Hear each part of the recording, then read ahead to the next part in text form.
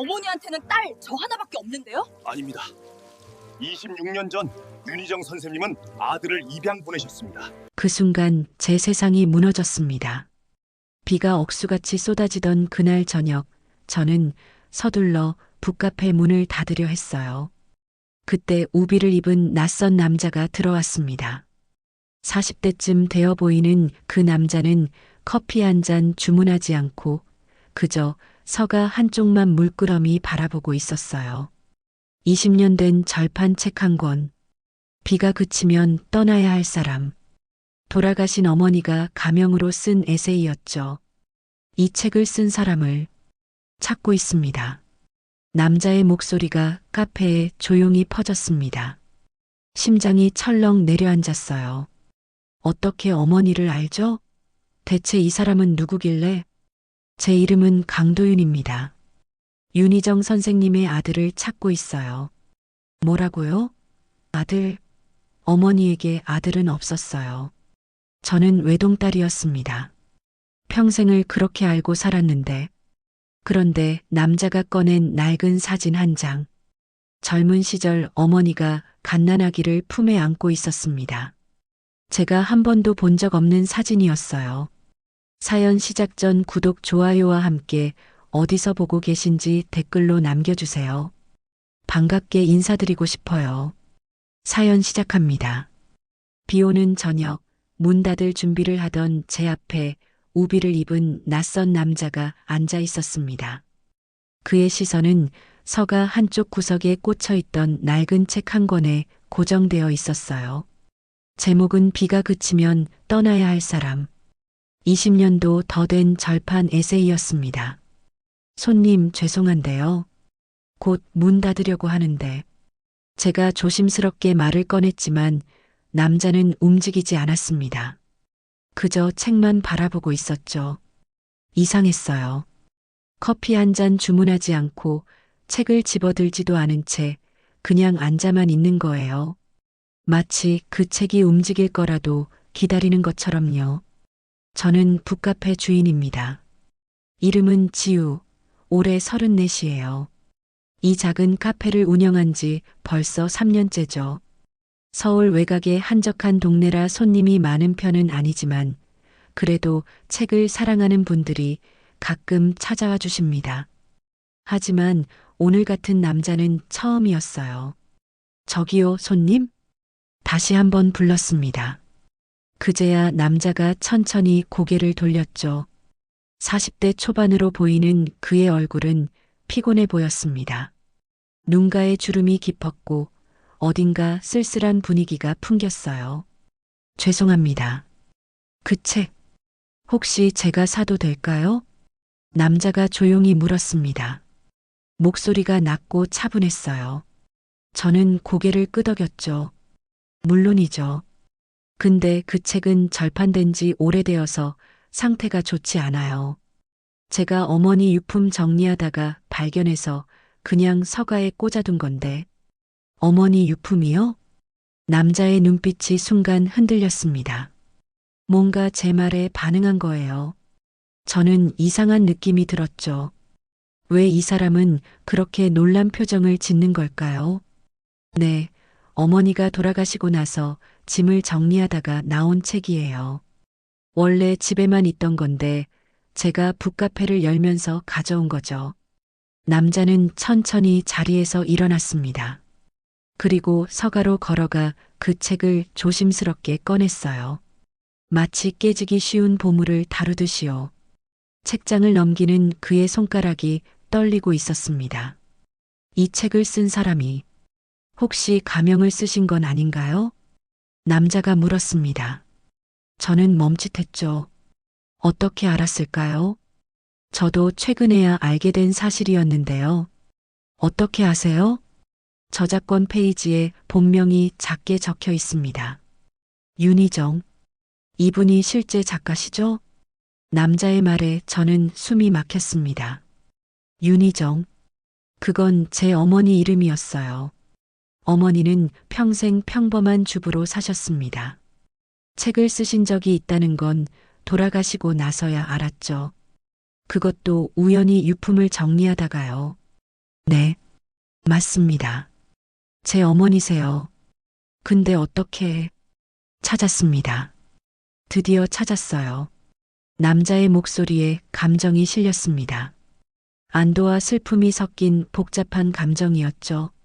저는 점점 더 혼란스러워졌어요. 이 사람은 대체 누구일까요? 왜 어머니를 찾고 있었던 걸까요? 죄송하지만 어머니를 왜 찾으신 건가요? 돌아가신 지 벌써 2년이 넘었는데. 알고 있습니다. 부고를 보고 알았어요. 하지만 너무 늦었죠. 남자가 책을 가슴에 안았습니다. 비가 창문을 세차게 두드렸어요. 카페 안은 어둑어둑해지고 있었습니다. 저는 불안했죠. 이 남자가 왜 여기 있는지, 어머니와 무슨 관계인지 도무지 알 수 없었으니까요. 손님, 대체 누구세요? 제가 조금 강한 어조로 물었습니다. 남자는 천천히 고개를 들었어요. 그의 눈에 눈물이 고여 있었습니다. 제 이름은 강도윤입니다. 그리고 저는 윤희정 선생님의 아들을 찾고 있습니다. 순간 세상이 멈춘 것 같았습니다. 아들이라고요. 어머니에게 아들은 없었어요. 저는 외동딸이었습니다. 평생을 그렇게 알고 살았죠. 무슨 말씀이세요? 어머니는 저 하나밖에 없는데. 아닙니다. 있습니다. 26년 전 윤희정 선생님은 아들 하나를 입양 보내셨어요. 남자의 말이 제 머릿속에서 폭탄처럼 터졌습니다. 입양이라고요. 어머니가 아들을 입양 보냈다고요. 그런 말도 안 되는 소리를요. 거짓말 마세요. 어머니는 그런 분이 아니에요. 제 목소리가 떨렸습니다. 하지만 남자는 조용히 주머니에서 낡은 사진 한 장을 꺼냈어요. 그리고 제게 건넸죠. 사진 속에는 젊은 시절의 어머니가 있었습니다. 그리고 그녀의 품에 안긴 갓난아기가 보였어요. 이 아이가 그 아들입니다. 저는 26년 동안 이 아이를 찾고 있습니다. 저는 그 자리에 얼어붙었습니다. 사진을 받아들고 한참을 바라봤죠. 분명 어머니였어요. 제가 한 번도 본 적 없는 젊은 시절의 어머니. 그런데 품에 안긴 아기는 누구일까요? 오빠가 있었다는 건가요? 이건 언제 찍은 사진이에요? 1999년 봄입니다. 이 사진 뒷면에 날짜가 적혀 있어요. 남자가 말했습니다. 저는 사진을 뒤집어 봤죠. 정말로 흐릿한 글씨로 1999년 3월 15일이라고 적혀 있었습니다. 그리고 그 아래 작은 글씨로 미안해, 사랑해라는 메모가 있었어요. 심장이 두근거렸습니다. 1999년이면 제가 태어나기 8년 전이에요. 아버지와 어머니가 결혼하기도 전이었죠. 그럼 이 아기는 대체 누구란 말인가요? 손님, 아니 강도윤 씨. 대체 왜 이 아이를 찾고 계신 거예요? 그리고 어떻게 이 사진을 갖고 계신 건가요? 제 질문에 남자는 한숨을 내쉬었습니다. 그리고 의자에 털썩 앉았어요. 완전히 지친 사람처럼요. 저는 사립탐정입니다. 의뢰를 받고 일하는 사람이죠. 3년 전 한 노인에게서 의뢰를 받았습니다. 자신의 손자를 찾아달라고요. 그 노인은 말기 암 환자였어요. 시한부 인생이었죠. 남자의 이야기가 시작되었습니다. 저는 숨을 죽이고 들었어요. 노인의 이름은 강병수. 평생을 홀로 살아온 분이었습니다. 자식도 없고 가족도 없었죠. 하지만 26년 전 단 하루 그분의 인생이 바뀌었습니다. 어느 비 오는 날 고아원 문 앞에 갓난아기가 버려져 있었다고 해요. 제 등에 소름이 돋았습니다. 그 아기가 바로 이 사진 속 아이였습니다. 노인은 그 아이를 발견하고 경찰에 신고했어요. 하지만 아이 옆에는 이 사진 한 장과 짧은 편지만 있었을 뿐이었죠. 생모는 끝내 나타나지 않았습니다. 그날 밤 저는 잠을 한숨도 자지 못했습니다. 강도윤이라는 남자가 남기고 간 사진과 이야기가 머릿속을 떠나지 않았죠.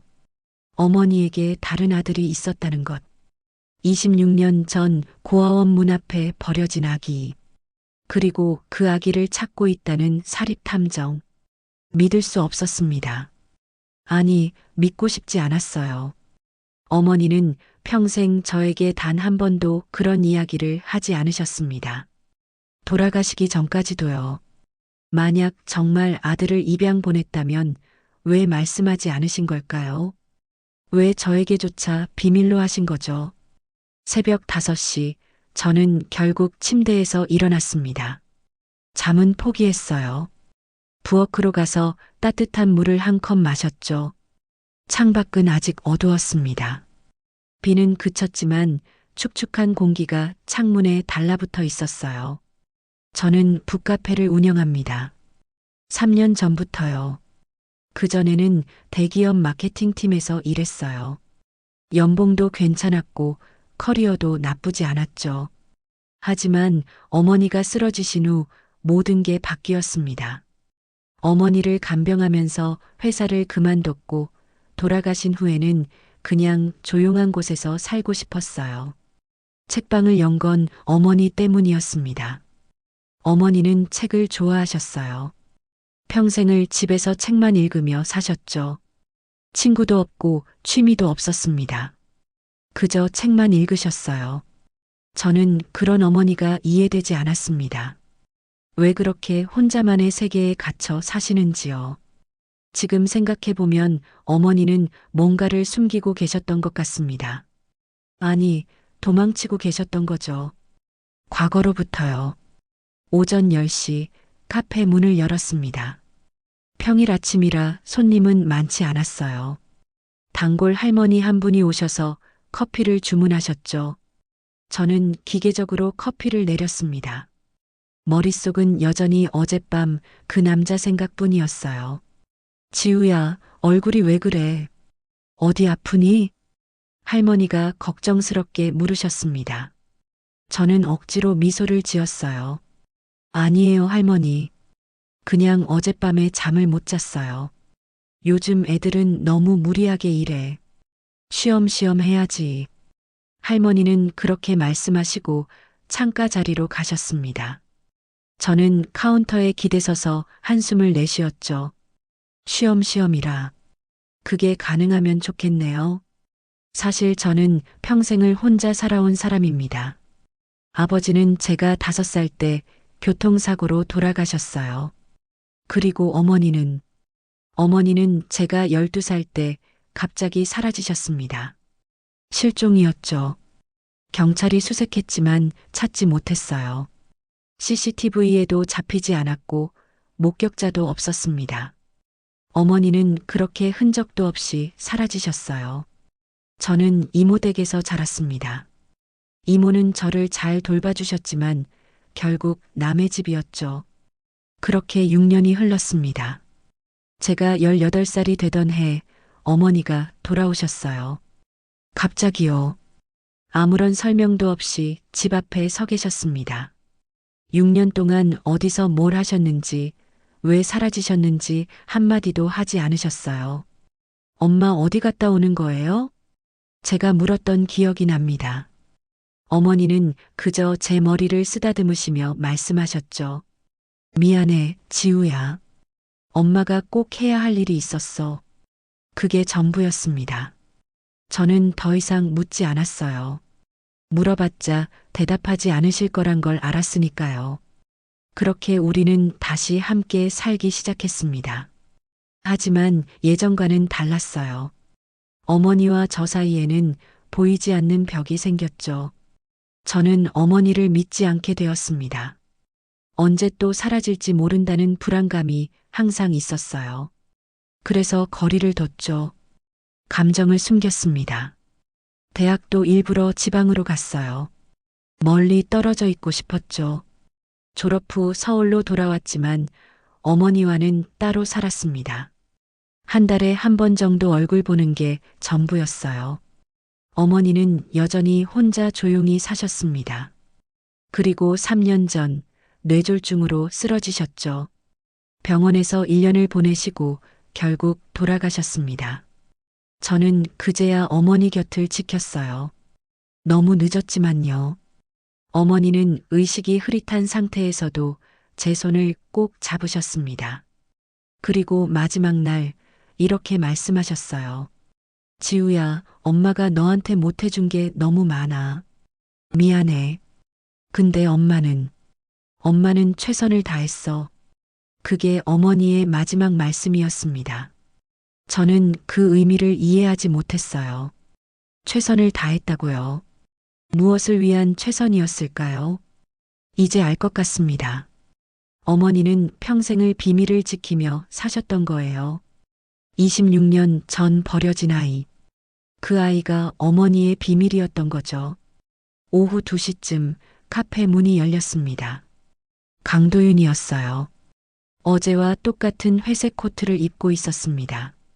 저는 순간적으로 긴장했죠. 안녕하세요, 지우 씨.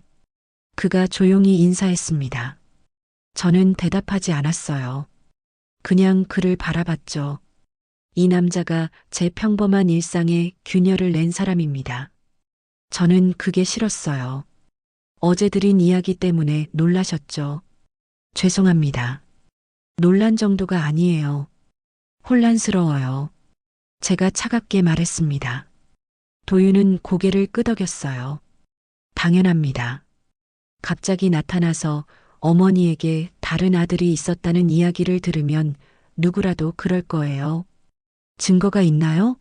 사진 한 장으로는 부족해요. 그게 정말 어머니의 아이라는 확실한 증거가 필요합니다. 저는 단호하게 말했습니다. 도윤은 가방에서 서류 봉투를 꺼냈어요. 그리고 제게 건넸죠. 여기 모든 자료가 있습니다. 1999년 3월 15일 서울 마포구 소재 성심고아원 앞에서 발견된 남자 신생아. 당시 생후 약 2개월 추정.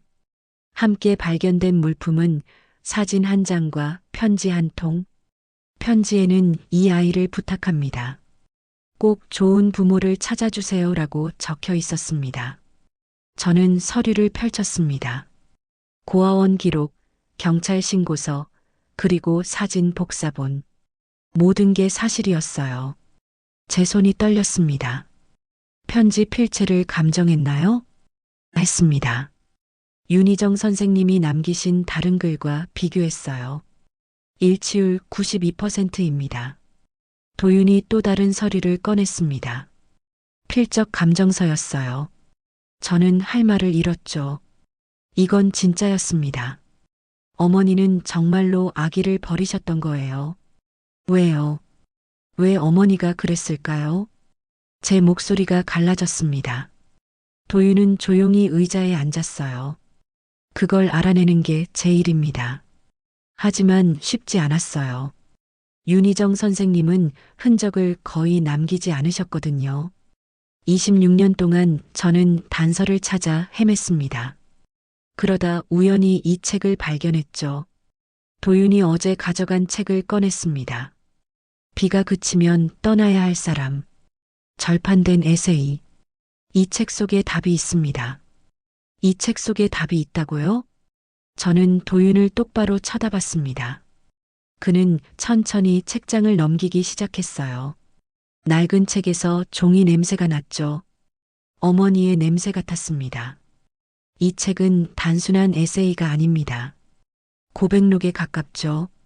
한 여자가 살아온 26년의 기록이에요.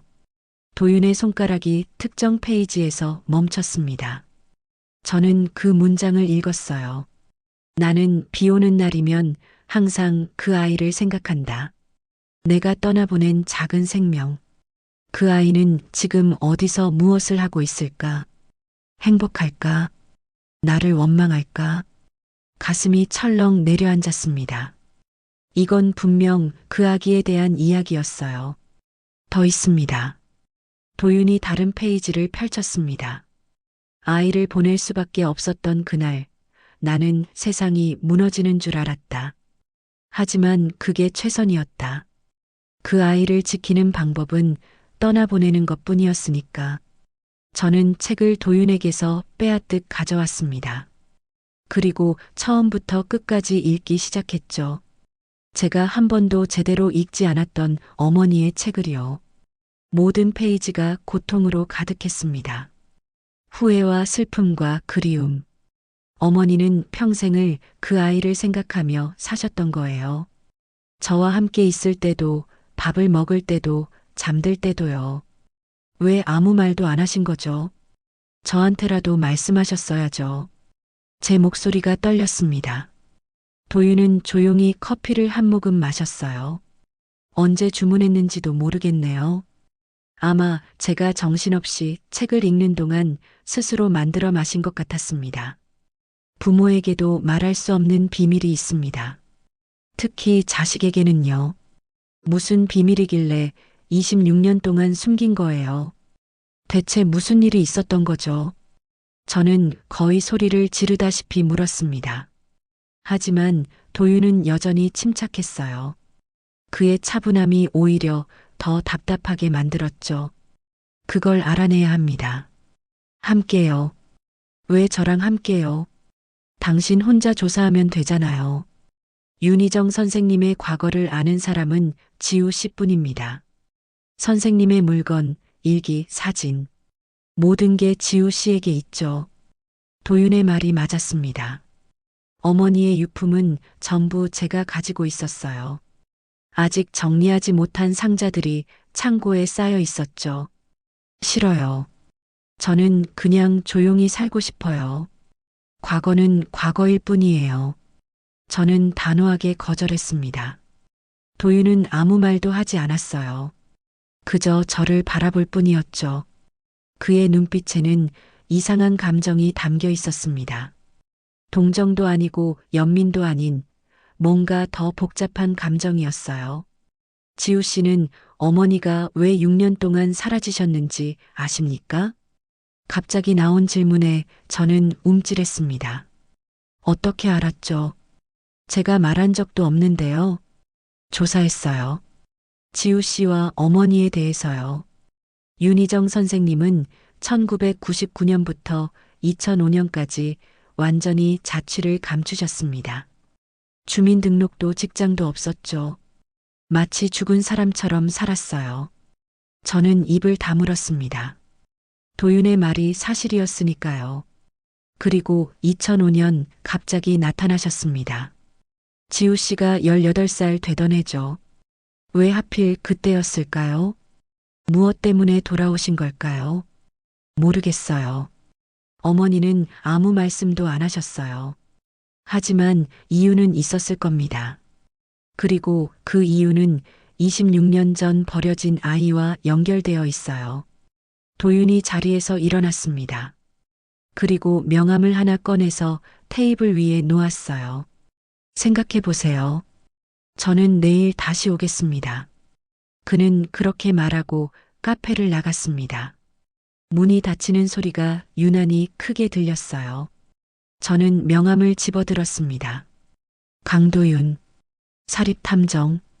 그 아래 전화번호와 이메일이 적혀 있었죠. 명함은 단순했습니다. 화려한 디자인도 없고 회사 로고도 없었어요. 그냥 이름과 연락처뿐이었죠. 이상했습니다. 사립탐정이라면서 왜 이렇게 초라한 명함을 쓸까요? 그리고 그의 옷차림도 그랬어요. 낡은 코트에 색바랜 청바지. 마치 돈이 없는 사람처럼 보였죠. 하지만 뭔가 어울리지 않았습니다. 그의 말투는 교양 있었고 행동은 절제되어 있었어요. 커피를 마시는 모습도 우아했죠. 평범한 중년 남자 같으면서도 뭔가 다른 느낌이 들었습니다. 저는 그가 앉았던 자리로 갔습니다. 그리고 문득 그의 손목을 봤던 게 기억났어요. 시계였습니다. 은은하게 빛나는 검은색 시계. 저는 명품에 관심이 없지만 그 시계만큼은 알아봤어요. 파텍 필립. 최소 2천만 원은 하는 시계였습니다. 그것도 이미 단종된 모델이었죠. 어떻게 알았냐고요? 전 남자친구가 시계 마니아였거든요. 헤어질 때까지 그 시계 이야기만 했었죠. 그런 시계를 찬 사람이 왜 낡은 옷을 입고 다닐까요? 왜 허름한 명함을 쓸까요? 이상했습니다. 뭔가 숨기고 있는 것 같았어요. 저는 노트북을 켰습니다. 그리고 강도윤을 검색했어요. 하지만 아무것도 나오지 않았습니다. 사립탐정 사무소도 없고 관련 기사도 없었죠. 마치 존재하지 않는 사람 같았어요. 다음으로 제 블로그를 확인했습니다. 북카페를 홍보하려고 만든 블로그였어요. 방문자가 많지는 않았지만 가끔 단골 손님들이 댓글을 남겨주셨죠. 그런데 이상한 댓글을 발견했습니다. 아이디는 비 오는 날, 3개월 전부터 꾸준히 댓글을 남긴 사람이었어요. 이 책방은 정말 특별합니다. 주인장의 따뜻한 마음이 느껴지네요. 오늘도 좋은 책 추천 감사합니다. 덕분에 위로받았어요. 비 오는 날 이곳에서 책을 읽으면 마음이 편안해집니다. 댓글은 20개가 넘었습니다. 그리고 모두 세세하고 정성스러웠어요. 마치 정말로 이곳을 자주 방문하는 사람처럼요. 하지만 저는 이 아이디를 기억하지 못했습니다. 댓글은 많이 남겼지만 실제로 카페에 온 적은 없었던 것 같았어요. 아니면 제가 몰랐던 걸까요? 순간 섬뜩한 느낌이 들었습니다. 혹시 이 사람이 강도윤은 아닐까요? 그가 3개월 전부터 저를 지켜보고 있었던 건 아닐까요? 저는 급히 댓글 작성 날짜를 확인했습니다. 첫 댓글은 정확히 3달 전이었어요. 그리고 마지막 댓글은 이틀 전. 내용은 이랬습니다. 곧 직접 찾아뵙겠습니다. 오래 기다렸습니다. 심장이 두근거렸습니다. 이건 예고였어요. 그는 이미 계획하고 있었던 겁니다. 저를 찾아오는 것을요. 왜일까요? 왜 저를 찾아온 걸까요? 단순히 어머니의 아들을 찾기 위해서라면 굳이 이렇게까지 할 필요가 없잖아요. 뭔가 다른 이유가 있는 것 같았습니다. 저녁 6시 카페 문을 닫았습니다. 집으로 가는 길에 계속 뒤를 돌아봤어요. 누가 따라오는 것 같은 느낌이 들었거든요. 하지만 아무도 없었습니다. 집에 도착해서 저는 바로 창고로 갔습니다.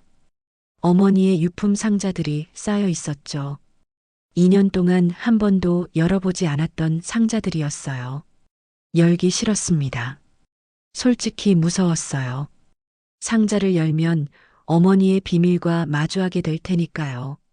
하지만 도윤의 말이 계속 머릿속을 맴돌았습니다. 이 책 속에 답이 있습니다. 저는 천천히 첫 번째 상자를 열었습니다. 상자 안에는 오래된 일기장들이 가득했습니다. 어머니의 필체로 빼곡히 채워진 노트들이었죠. 저는 그 중 하나를 꺼내서 펼쳤어요. 1998년 12월이라고 적혀 있었습니다. 오늘 병원에서 확인했다. 임신 8주. 어떻게 해야 할지 모르겠다. 그 사람에게 말해야 할까? 하지만 말하면 모든 게 끝난다. 나도 이 아이도. 손이 떨렸습니다. 어머니가 임신했을 때의 기록이었어요. 그런데 그 사람은 누구일까요? 아버지는 아니었습니다. 아버지와 어머니는 2000년에 만나셨으니까요. 다음 장을 넘겼습니다. 1999년 1월. 배가 불러오기 시작했다. 숨길 수 없을 것 같다. 회사를 그만둬야겠다. 아무도 모르는 곳으로 가야 해. 1999년 3월. 아이를 낳았다. 작고 예쁜 아들이다. 울음소리가 맑다. 하지만 키울 수 없다. 이 아이를 지키려면 떠나보내야 한다. 1999년 3월 15일. 오늘 아이를 보냈다. 고아원 문 앞에 두고 왔다. 비가 쏟아졌다. 발걸음이 떨어지지 않았다. 미안해, 아가야. 엄마를 용서해줘. 마지막 문장을 읽는 순간 눈물이 났습니다. 어머니의 고통이 느껴졌어요. 얼마나 힘들었을까요? 얼마나 아팠을까요? 하지만 여전히 이해되지 않았습니다. 왜 키울 수 없었던 걸까요? 왜 떠나보내야 했던 거죠? 도대체 무슨 일이 있었던 건가요? 다음 날 아침 카페 문을 열자마자 이상한 광경이 펼쳐졌습니다. 카페 앞에 검은색 SUV 2대가 주차되어 있었어요. 그리고 카메라 장비를 든 사람들이 서너 명 보였죠. 뭐지? 저는 황당했습니다. 촬영팀이라도 온 건가요? 아니면 무슨 사건이라도 난 건가요? 저는 조심스럽게 다가갔어요. 저기요, 여기 무슨 일이세요? 제가 물었습니다. 그중 한 명이 저를 보더니 밝게 웃었어요. 아, 혹시 이 카페 사장님이세요? 안녕하세요. 저희는 다큐멘터리 제작팀입니다. 다큐멘터리요? 네, 성공한 기업인들의 일상을 담는 프로그램이에요. 오늘 이곳에서 촬영할 예정입니다. 무슨 소린지 이해가 안 됐습니다. 왜 제 카페에서 촬영을 하는 거죠? 허락도 받지 않고요. 바로 그때였습니다. 익숙한 목소리가 들렸어요. 죄송합니다. 제가 미리 연락드렸어야 했는데 돌아보니 강도윤이 서 있었습니다. 그런데 어제와는 완전히 다른 모습이었어요. 깔끔한 네이비 수트에 정돈된 머리, 손에는 고급 서류 가방까지 들고 있었죠. 강 회장님, 여기 계셨네요. 촬영팀 중 한 명이 반갑게 인사했습니다. 회장님이라고요. 저는 귀를 의심했어요. 회장님이라고요? 제가 도윤을 보며 물었습니다. 그는 난처한 표정을 지었어요. 설명이 필요할 것 같네요. 당연하죠. 지금 당장 설명하세요. 저는 화가 났습니다. 이 사람은 저에게 거짓말을 했어요. 평범한 사립탐정이라고 했잖아요. 근데 회장이라니요. 촬영팀 리더가 저에게 명함을 건넸습니다. 사장님, 저희가 촬영하는 분은 강도윤 회장님이십니다. 아시죠? 투자계의 전설이라고 불리는 분이세요. 투자계의 전설? 제가 어리둥절하게 되묻자 리더가 놀란 표를 지었어요. 정말 모르세요? 강도윤 회장님은 자수성가한 벤처 투자자예요. 20년 전 100만 원으로 시작해서 지금은 수천억 대 자산을 운용하는 분이죠. 스타트업 투자로 유명하시고요. 머리가 하얘졌습니다. 수천억이라고요. 그게 사실이라면 어제 제 앞에 앉아있던 그 남자는 대체 누구였던 거죠? 회장님, 오늘 촬영 콘셉트는 성공한 사람의 소소한 일상입니다. 이 작은 북카페에서 책을 읽는 모습을 담으려고 해요. 리더가 도윤에게 설명했습니다. 도윤은 고개를 끄덕였지만 표정은 편하지 않아 보였어요. 지우 씨, 잠깐 이야기 좀 할까요? 도윤이 저를 조용한 곳으로 데려갔습니다. 카페 뒤편 작은 정원이었죠. 저는 팔짱을 끼고 그를 노려봤어요. 거짓말쟁이. 거짓말은 하지 않았습니다. 사립탐정이라고 하셨잖아요. 맞습니다. 저는 사립탐정이기도 해요. 본업은 투자자지만 개인적으로 실종자를 찾는 일을 합니다. 도윤의 말에 저는 비웃음이 나왔어요. 수천억대 자산가가 왜 실종자를 찾아요? 취미세요? 취미는 아닙니다. 필요 때문이에요. 그의 목소리가 낮아졌습니다. 뭔가 무거운 감정이 담겨 있었어요. 26년 전 제가 강병수 노인에게 의뢰를 받았다고 했죠. 그 노인은 제 은인이었습니다. 제가 가장 힘들 때 도와주신 분이에요. 그분의 마지막 소원이 손자를 찾는 것이었습니다. 그래서요? 그게 저랑 무슨 상관이에요? 강병수 노인은 3년 전 돌아가셨습니다. 손자를 찾지 못한 채로요. 하지만 저는 약속했습니다. 반드시 찾아내겠다고. 그래서 지금까지 찾고 있는 겁니다. 도윤의 눈빛이 진지했습니다. 거짓말하는 것 같지 않았어요. 하지만 여전히 믿기지 않았죠. 그렇다 해도 왜 신분을 숨긴 거예요? 처음부터 솔직하게 말하면 안 됐나요? 솔직하게 말했다면 저를 믿으셨을까요? 도윤의 반문에 저는 할 말이 없었습니다. 맞는 말이었어요. 만약 처음부터 재벌이 나타나서 어머니에게 다른 아들이 있다고 했다면 저는 사기꾼이라고 생각했을 거예요. 사람들은 제가 가진 걸 보기만 합니다. 돈이 많다는 것, 성공했다는 것만 보죠. 하지만 제가 찾아야 할 게 있다는 건 몰라요. 저도 결국 무언가를 잃어버린 사람입니다. 도윤의 말에 묘한 공감이 들었습니다. 저도 그랬으니까요. 어머니를 잃었고 과거를 잃었죠. 촬영은 왜 하는 거예요? 회사 홍보팀에서 하자고 했습니다. 거절하기 어려웠어요. 하지만 오늘이 마지막입니다. 도윤이 시계를 봤습니다. 그 비싼 시계를요. 이제 보니 어제와 다른 시계를 차고 있었어요. 이것도 수천만 원짜리겠죠. 1시간만 협조해 주시면 감사하겠습니다. 촬영 끝나고 제대로 이야기하죠. 저는 한숨을 쉬었습니다. 어차피 거절해도 소용없을 것 같았어요. 이미 촬영팀이 카페 안에 세팅을 시작했거든요. 촬영은 생각보다 빨리 끝났습니다. 도윤이 책을 읽는 모습, 커피를 마시는 모습, 창밖을 바라보는 모습, 평범한 장면들이었죠. 하지만 카메라 앞에 도윤은 달랐어요. 더 여유로웠고 자신감 넘쳤습니다. 인터뷰도 있었습니다. 리더가 질문했어요. 회장님, 성공의 비결이 뭔가요? 포기하지 않는 겁니다. 찾을 때까지, 이룰 때까지 계속하는 거죠. 요즘 찾고 계신 게 있으신가요? 순간 도윤의 시선이 저에게 왔습니다. 그리고 카메라를 보며 조용히 말했어요. 네, 있습니다. 26년 동안 찾고 있는 게 있어요. 곧 찾을 수 있을 것 같습니다. 그의 말에 가슴이 두근거렸습니다. 무슨 의미인지 알 것 같았어요. 그는 포기하지 않을 거예요. 어머니의 아들을 찾을 때까지요. 촬영이 끝나고 팀이 떠났습니다. 카페에는 저와 도윤만 남았죠. 어색한 침묵이 흘렀어요. 지우 씨, 도윤이 먼저 입을 열었습니다. 어머니 유품에서 뭔가 찾으셨나요? 저는 고개를 끄덕였습니다. 그리고 가방에서 어머니의 일기장을 꺼냈어요.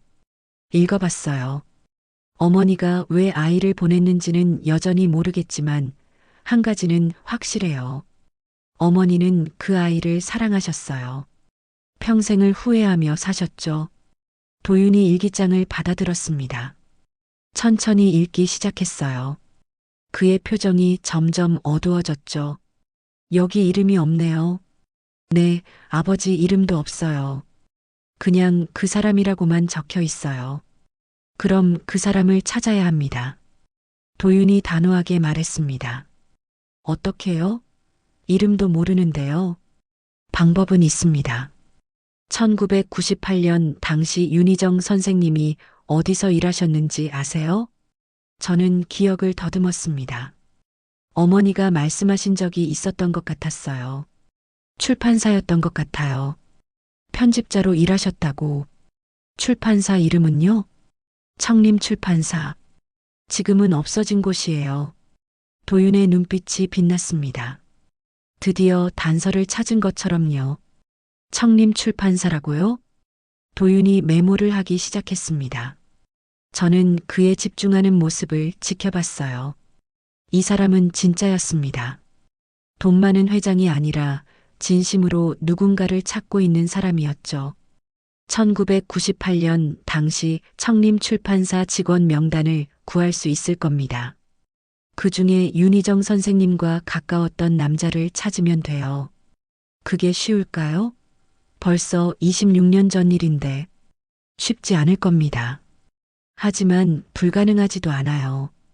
도윤이 노트북을 꺼냈습니다. 그리고 빠르게 타이핑을 시작했죠. 저는 옆에서 지켜볼 수밖에 없었어요. 이 사람은 정말 프로였습니다. 청림 출판사는 2003년에 부도났네요.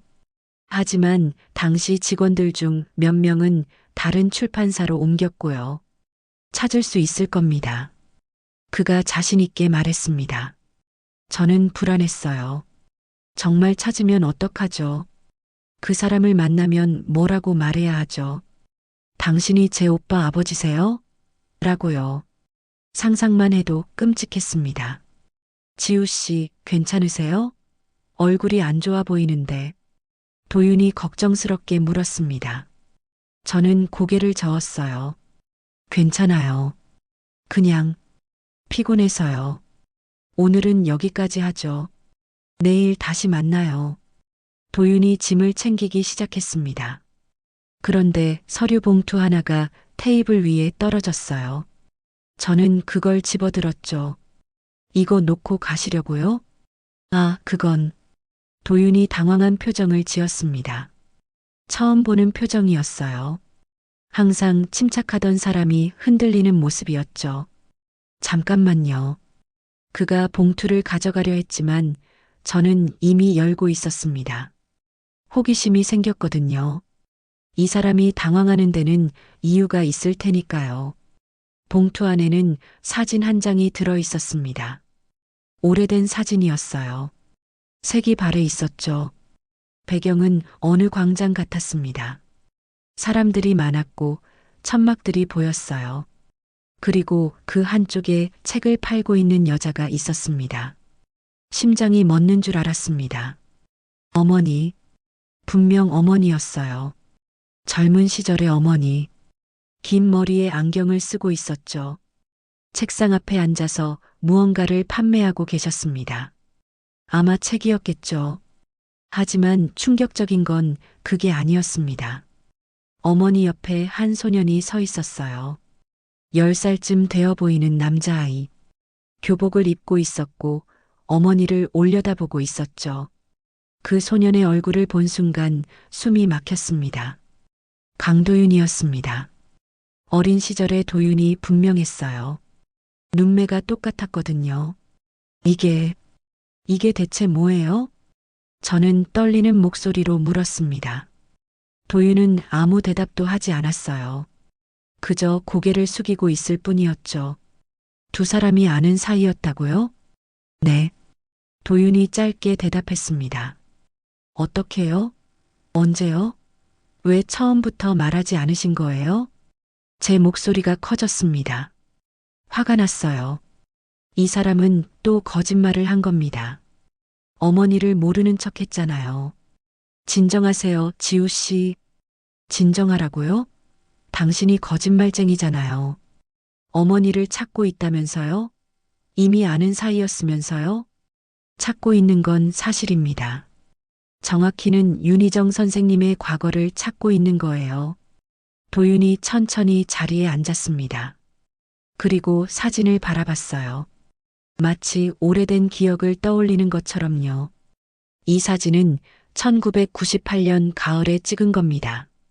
서울 광화문 광장에서 열린 헌책방 축제였어요. 저는 당시 10살이었고 윤희정 선생님은 청림 출판사 직원으로 부스를 운영하고 계셨죠. 그때 만났다고요? 우연이요. 저는 그냥 구경하러 갔던 건데 선생님이 파시는 책 중에 제가 찾던 게 있었어요. 절판된 동화책이었죠. 어머니가 어릴 때 읽어주시던 책이었는데 어머니가 돌아가신 후 너무 보고 싶었거든요. 도윤의 목소리가 낮아졌습니다. 돈이 없었어요. 고아였거든요. 강병수 할아버지 댁에서 살고 있었지만 용돈이 많지 않았죠. 윤희정 선생님께 사정을 말씀드렸어요. 그랬더니 선생님이 그 책을 그냥 주셨습니다. 그게 다예요? 아니요. 도윤이 고개를 들었습니다. 그의 눈에 눈물이 고여 있었어요. 그날 이후 선생님은 가끔 저를 찾아오셨습니다. 책을 가져다 주시기도 하고 밥을 사주시기도 했죠. 저한테는 유일한 어른이었어요. 강병수 할아버지 말고는요. 제 입이 떡 벌어졌습니다. 어머니가 도윤을 돌봐주셨다고요. 제가 태어나기도 전에요. 왜 그러셨을까요? 남의 아이를. 모르겠어요. 처음에는 동정인 줄 알았습니다. 불쌍한 고아를 돕는 거라고요. 하지만 지금 생각해보면 달랐어요. 선생님은 저를 볼 때마다 슬픈 표정을 지으셨거든요. 마치 누군가를 그리워하는 것처럼요. 도윤의 말에 저는 깨달았습니다. 어머니는 버려진 아들을 생각하며 도윤을 돌본 거예요. 죄책감 때문이었을까요? 아니면 그리움 때문이었을까요? 얼마나 오래 만나셨어요? 6개월 정도요. 1999년 봄까지였습니다. 그러다 갑자기 연락이 끊겼어요. 선생님이 사라지신 거죠. 임신하셨을 때네요. 제가 중얼거렸습니다. 도윤이 고개를 끄덕였어요. 나중에 알았습니다. 선생님이 아이를 임신하셨고 그 아이를 고아원에 보냈다는 거요. 그리고 6년 동안 자취를 감추셨죠. 어떻게 알았어요? 강병수 할아버지 때문입니다. 할아버지가 돌아가시기 전에 말씀하셨어요. 자신이 발견한 아기 옆에 있던 사진 속 여자가 윤희정이라고요. 제가 어릴 때 자주 만났던 그분이라고요. 도윤이 사진을 다시 집어들었습니다. 저는 그때 깨달았습니다. 우연이 아니었다는 걸요. 윤희정 선생님이 저를 돌본 건 우연이 아니었어요. 선생님은 자신이 버린 아들을 대신해서 저를 돌보신 거였습니다. 죄책감을 덜기 위해서요. 그 말에 가슴이 아팠습니다. 어머니는 얼마나 괴로우셨을까요? 버린 아들을 생각하며 다른 아이를 돌보셨을 때요. 그래서 찾고 계신 거예요? 어머니의 아들을요? 네. 그 아이를 찾아서 말해주고 싶어요. 당신 어머니는 당신을 사랑했다고. 버린 게 아니라 지키려고 한 거라고요. 도윤의 목소리에 절실함이 묻어났습니다. 이 사람은 진심이었어요. 정말로 그 아이를 찾고 싶어 했죠. 하지만 26년이나 지났어요. 그 아이가 어디 있을지 어떻게 알아요? 입양 기록이 있습니다.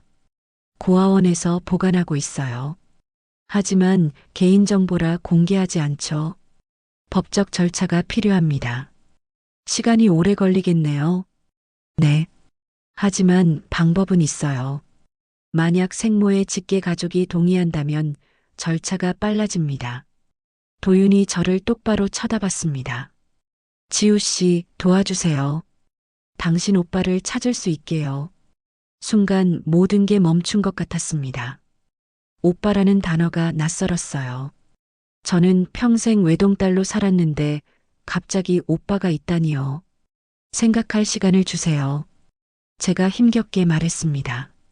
도윤은 고개를 끄덕였어요. 물론입니다. 천천히 생각하세요.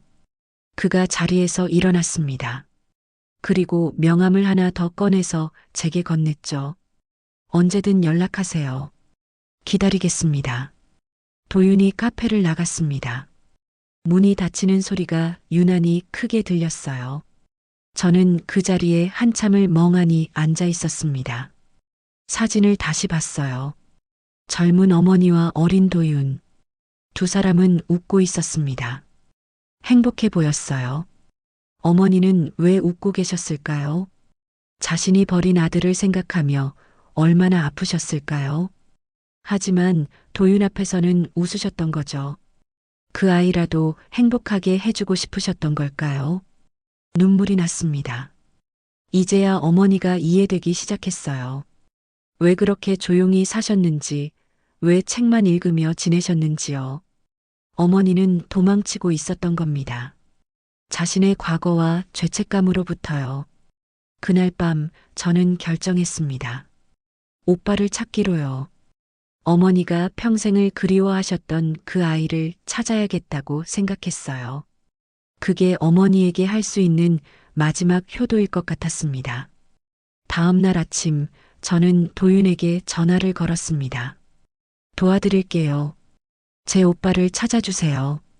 전화기 너머로 도윤의 안도하는 한숨소리가 들렸습니다. 감사합니다, 지우 씨. 후회하지 않으실 겁니다. 도윤과의 통화를 끊고 며칠이 지났습니다. 그동안 저는 어머니의 유품을 더 뒤졌어요. 혹시 단서가 될 만한 게 있을까 싶어서요. 하지만 특별한 건 없었습니다. 그저 오래된 책들과 낡은 옷가지들 뿐이었죠. 도윤은 고아원과 법적 절차를 진행 중이라고 연락해 왔습니다. 제가 동의서에 서명했기 때문에 생각보다 빠르게 진행될 거라고 했어요. 빠르면 2주 안에 입양 기록을 확인할 수 있다고 했죠. 2주.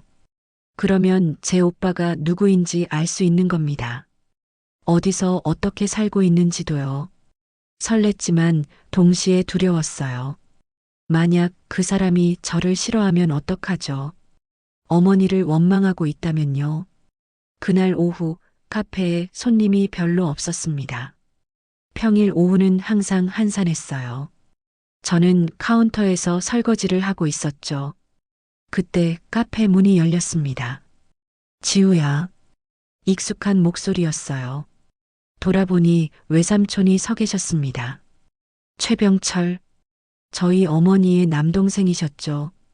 어머니가 실종되었을 때 저를 걷어주신 분이에요. 이모부와 함께 6년 동안 저를 키워주셨습니다. 은인이나 다름없는 분이었죠. 외삼촌, 어떻게 오셨어요? 저는 반가웠습니다. 외삼촌은 1년에 한두 번 정도 저를 찾아오셨어요. 바쁜 분이셨거든요. 건설회사를 운영하고 계셨죠. 그냥 지나가다가 들렀다. 잘 지내고 있지? 외삼촌의 목소리는 평소와 달랐습니다. 뭔가 떨리고 있었어요. 불안해 보였죠? 네, 잘 지내요. 커피 드릴까요? 아니, 괜찮아. 그보다 지우야. 외삼촌이 주변을 둘러봤습니다. 혹시 누가 있나 확인하는 것처럼요.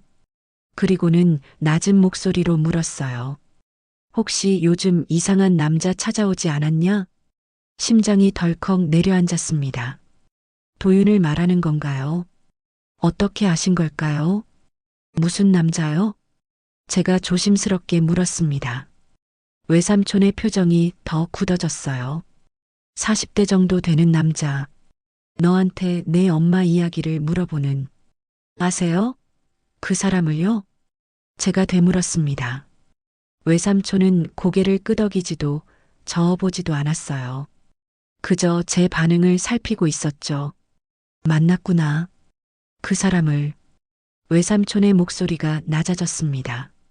화난 것처럼 들렸어요. 네, 며칠 전에요.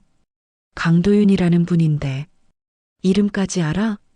외삼촌이 갑자기 큰 소리를 냈습니다. 저는 깜짝 놀랐어요.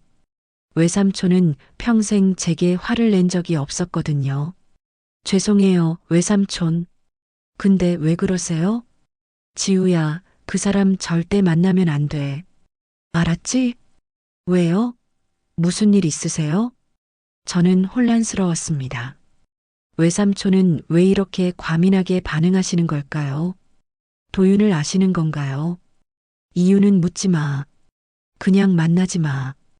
그 사람은 위험해. 위험하다니요? 외삼촌, 대체 무슨 일인데? 내 엄마 일이야. 외삼촌이 단호하게 말씀하셨습니다. 그 사람은 내 엄마에 대해 알아내려고 하고 있어. 그러면 안 되는데. 절대로. 왜 안 돼요? 저도 어머니에 대해 알고 싶은데요. 제 목소리가 커졌습니다. 외삼촌은 제 어깨를 붙잡았어요. 지우야, 어떤 비밀은 묻혀 있는 게 나아. 내가 알면 다치게 될 거야. 전 이미 알고 있어요. 어머니가 26년 전에 아들을 낳으셨다는 거. 그 아이를 고아원에 보냈다는 것도요. 외삼촌의 얼굴이 새하얗게 변했습니다. 입술이 파르르 떨렸어요. 어떻게 알았어? 강도윤 씨가 말해줬어요. 그 아이를 찾고 있대요. 저도 돕기로 했어요. 안 돼. 외삼촌이 소리쳤습니다. 카페 안에 목소리가 울렸어요. 저는 뒤로 물러났죠. 왜요? 제 오빠인데 왜 왜 찾으면 안 돼요? 그게 오빠가 아니니까. 외삼촌의 말에 저는 얼어붙었습니다. 오빠가 아니라고요. 무슨 말씀이세요? 내 엄마가 낳은 아이는 살아있지 않아. 세상이 무너지는 것 같았습니다. 살아있지 않다고요. 그럼 도윤이 찾고 있는 아이는 대체 누구란 말인가요? 외삼촌, 제대로 설명해 주세요. 도대체 무슨 일이 있었던 거예요? 저는 떨리는 목소리로 물었습니다. 외삼촌은 의자에 털썩 앉았어요. 완전히 지친 사람처럼요. 지우야, 너한테 말하지 않았던 게 있어. 내 엄마가 왜 6년 동안 사라졌는지 말씀해 주세요. 감옥에 있었어. 머리를 둔기로 맞은 것 같았습니다. 감옥이라고요. 어머니가요. 무슨 죄로요? 영아유기, 그리고 과실치사. 외삼촌의 목소리가 떨렸습니다. 내 엄마는 1999년에 아이를 낳았어. 미혼모였지. 아버지는 도망갔고 엄마는 혼자 아이를 키울 수 없었어. 그래서 고아원에 맡기려고 했는데 외삼촌이 말을 멈췄습니다. 숨을 크게 들이쉬었어요. 그날 밤 비가 너무 많이 왔어. 엄마는 아이를 안고 고아원으로 갔지. 하지만 아이가 계속 울었대. 그래서 잠깐 어느 건물 처마 밑에서 비를 피했어. 아이를 달래려고. 그런데요? 그때 건물 위에서 간판이 떨어졌어. 폭우 때문에 고정장치가 풀린 거야. 간판이 엄마 바로 옆에 떨어졌는데 외삼촌의 목소리가 끊어졌습니다. 아이가 맞았어. 머리를. 그 자리에서 죽었지.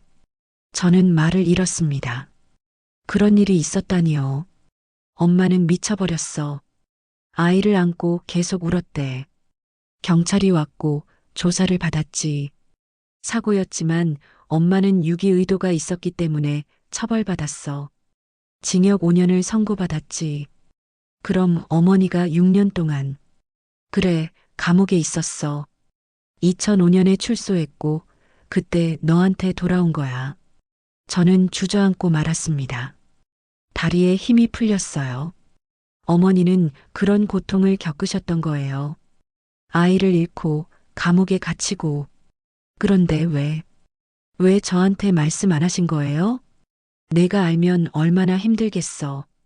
그리고 엄마도 말하고 싶지 않으셨을 거야. 너무 아팠으니까. 외삼촌이 제 손을 잡았습니다. 그러니까 지우야, 이제 그만해. 그 강도윤이란 사람도 만나지 마. 과거는 과거야. 다시 꺼내봤자 아픈 것밖에 없어. 저는 고개를 저었습니다. 안 돼요. 강도윤 씨는 분명히 뭔가 알고 있어요. 고아원에서 발견된 아이가 있다고 했어요. 그 아이가 어머니 아들이라고요. 그건 착각이야. 엄마 아들은 죽었어. 내가 장례도 치렀다고. 외삼촌이 단호하게 말했습니다. 하지만 저는 의심스러웠어요. 뭔가 맞지 않았거든요. 외삼촌, 혹시 사진 있으세요? 그 아기 사진이요. 없어. 다 없앴어. 왜요? 기억하고 싶지 않았으니까. 엄마도 그렇게 원했어. 외삼촌이 자리에서 일어났습니다. 지우야, 제발 부탁이야. 더 이상 파헤치지 마. 내가 다치게 될 거야. 알았지? 외삼촌은 그렇게 말하고 카페를 나가셨습니다. 급하게 나가시는 뒷모습이 불안해 보였어요. 저는 한참을 멍하니 앉아 있었습니다. 외삼촌의 말이 사실이라면 도윤이 찾고 있는 아이는 누구일까요? 어머니 아들이 죽었다면 고아원에 버려진 아이는 대체 누구란 말인가요? 저는 휴대폰을 꺼내서 도윤에게 전화를 걸었습니다. 확인해야 했어요. 지우 씨, 무슨 일이세요? 도윤의 목소리가 들렸습니다. 도윤 씨, 질문이 있어요. 고아원에서 발견된 아기요. 그 아기가 정말 살아 있었나요? 확실해요? 물론입니다. 강병수 할아버지가 직접 발견하셨어요. 경찰 기록에도 남아 있고요. 그럼 그 아기는 지금 어디 있어요? 그걸 찾고 있는 겁니다. 입양된 것까지는 확인했어요. 곧 기록을 받을 수 있을 겁니다. 도윤의 말이 확신에 차 있었습니다. 하지만 외삼촌도 확신에 차 있었어요. 아이가 죽었다고요. 둘 중 한 명은 거짓말을 하고 있는 겁니다. 그런데 누가 거짓말을 하는 걸까요? 그날 밤 저는 도윤의 사무실로 찾아갔습니다. 외삼촌의 말이 사실인지 확인해야 했어요.